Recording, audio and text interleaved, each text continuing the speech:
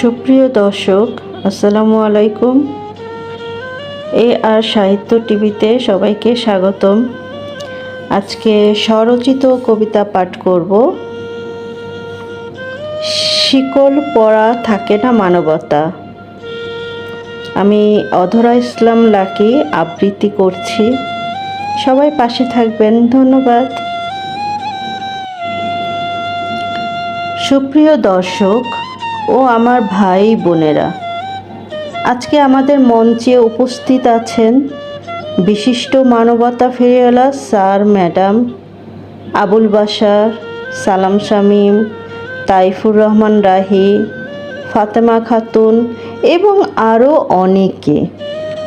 সঞ্চালনায় আমি অধরা ইসলাম লাকি। হঠাৎ মঞ্চের বাহির থেকে একটা শব্দ ভেসে আসছে, আমাকে একটু ভিতরে আসতে দাও। চিৎকার, চেঁচামেচি, হইচই। বাইরে বেরিয়ে দেখলাম দু একজন অনুষ্ঠানের মাঝে প্রবেশ করতে চাচ্ছেন। আজকের এই পুরস্কার আমার জন্য মানবতা ফেরিওয়ালা আবুল বাশারের কাছে তাদের মঞ্চে আসতে অনুমতি দেওয়া হলো। একজন বৃদ্ধা লোক কাঁপতে কাঁপতে এসে বলল, স্যার গো, আপনি তো শুনছি মানুষের অনেক উপকার করেন। এই খবর পাইয়া সুইটটা আইসি। ঘরে আমার বয়স্ক একটা মায়া আসিন, টাকার অভাবে বিয়ে সাথে দিতে পারছি না। সকলে আমি আজ এই মঞ্চে চেয়ে পড়ব জীবনের আমার এই উপকার যদি একটু করেন, আমি আল্লাহর কাছে আপনার জন্য অনেক দোয়া করুন।